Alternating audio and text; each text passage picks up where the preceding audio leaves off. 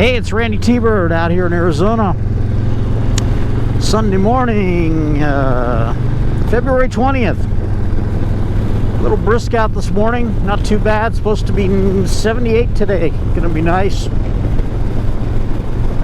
I'm just getting out and going for a ride. Kind of thinking about some things, having had the Sportster now for about 2 months. As of well, not quite 2 months, about 7 weeks. And I gotta tell you, it's a hard choice when I go out each time to go for a ride, and which one do I want to ride. I've been working on the Sportster, got it all sorted out and more to my liking, fits me. And of course, you know, I've got the Street Bob that I'm riding today, and the answer comes down to mostly which one's got more gas. That's having two bikes, it seems like one of them's always out of gas. Sometimes both of them are all out of gas at the same time. But I'm thinking about that tough choice that I have. So how do the two compare, Sportster versus Big Twin? Starting with the Sportster is nimble and rough and feels like a Harley Davidson should. Makes all the right sounds. It's fun. It's kind of flickable. It probably weighs a little more than 100 pounds less than my Street Bob, and it just feels light and comfortable. It vibrates more than the Street Bob, that's for sure. It's not really a good highway bike. It'll do it.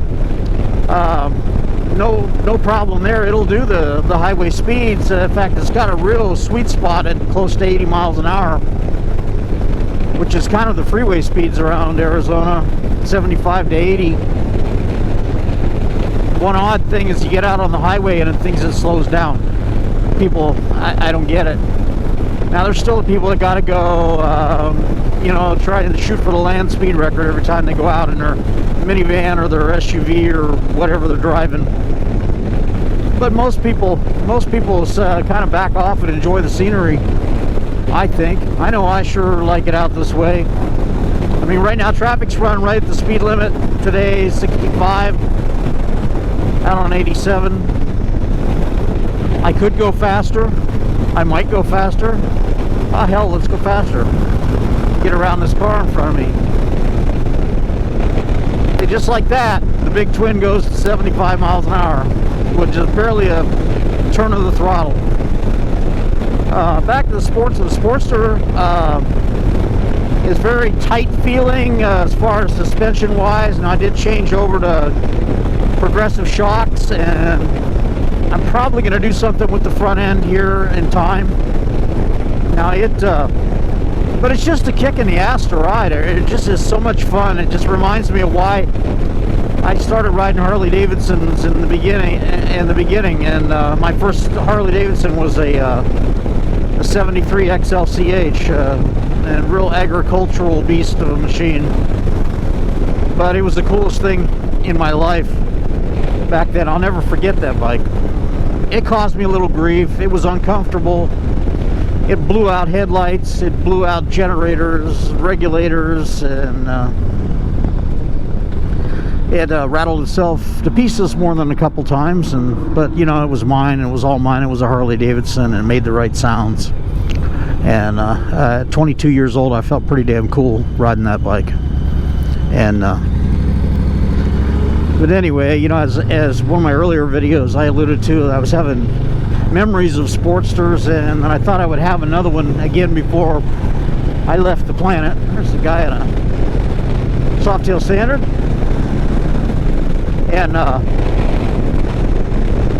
so I did. I got one, and I do not regret it in the least. I have no buyer's remorse, which is not something I can say about other bikes or vehicles I purchased, but it's good. Now, compared to the Big Twin, okay, this 114 has got just a stupid amount of torque and power. It accelerates like the devil himself was after me, and It's bigger, it's heavier, it rides smoother. I had a Heritage and it rode really smooth, and sometimes I miss that ride, but Street Bob is, as the suspension breaks in more, as it gets miles on it, it is riding smoother. It is a much bigger machine. It is more stretched out than the Sportster. It is, some people call it rangy. It has a long wheelbase. It handles pretty good for what it is. I had Dynas as well, and honestly, I think the Dyna was a more comfortable bike than this bike. Some people may disagree. Dyna just seemed to fit me a little bit better than this bike. I'm kind of stretched out on it. I'm considering changing handlebars to get the controls back a little closer to me, so I'm not quite as spread out on the bike. But you know, in comparison to a Sportster, there's a ton more power, a ton more torque, and on the highway it is much more comfortable than the Sportster would be. Now, all that said, I did enjoy riding my Sportster last Sunday, and by the end of the ride, I did a little more than 100 miles on a short ride, and the seat was like a plank by the end of that ride, so something had to be done with the seat. So probably a Saddleman or a Mustang is in its future.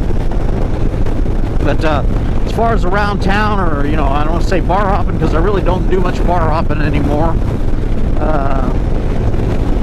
In fact, usually the only time I go to a bar anymore is if I like the food that they serve there, or my band is playing at one. So 50 years of doing that, yeah, I kind of burned out on it.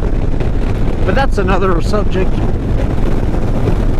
But, you know, as a bar hopper, as a short hopper, the Sportster is just excellent. Around town, it's got really good torque, and for, you know, short hops, it's light to light. You find a little curvy road, that's fun. But, you know, overall, I don't know if I could just have just a Sportster. I think it's great for me as a second bike, but when I think about it more, I probably could.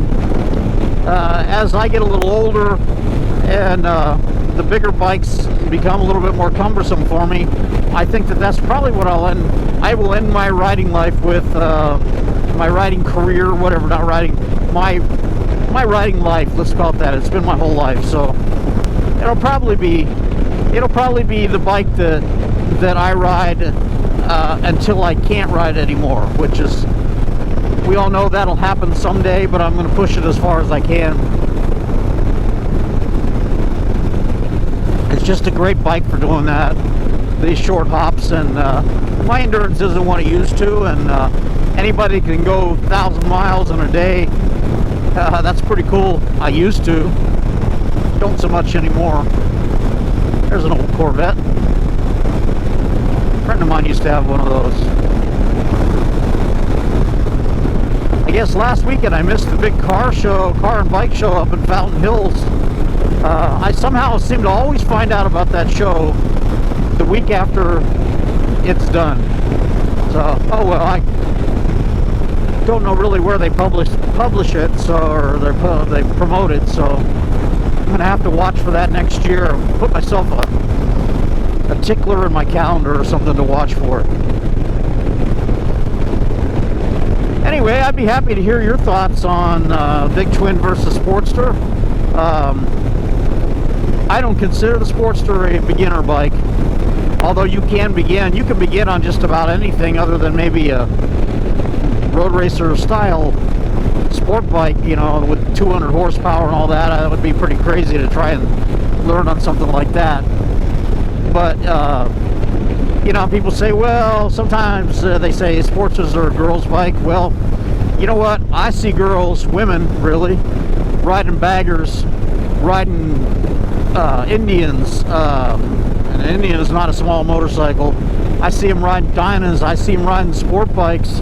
I see them riding BMW GS's. So the whole "it's a girl's bike" argument is just dumb, in my opinion. You know, it's just you gotta move with the times, people. You gotta move with the times. The way I look at it is, anybody that wants to do anything they want, as long as they're not hurting somebody else, is fine with me. I think maybe sometimes tolerance comes with age, but I've actually never really denigrated anybody for wanting to ride whatever they want to ride.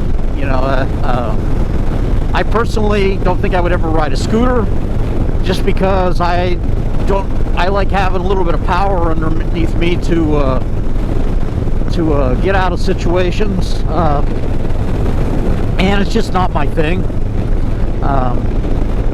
But small bikes are cool too. You know, I think you got to ride what you want to ride and whatever you're comfortable with. You know, and if it's a 250 Honda Dual Sport, a Goldwing, or a Road Glide Special, or a CVO, or 883 Sportster, do what makes you happy. Anyway, that's my thought for the day. This is Randytbird out here in Arizona. Just getting started on my ride today, and I'm going to do some more later. But we'll talk to you later. Don't forget to subscribe. Thank you.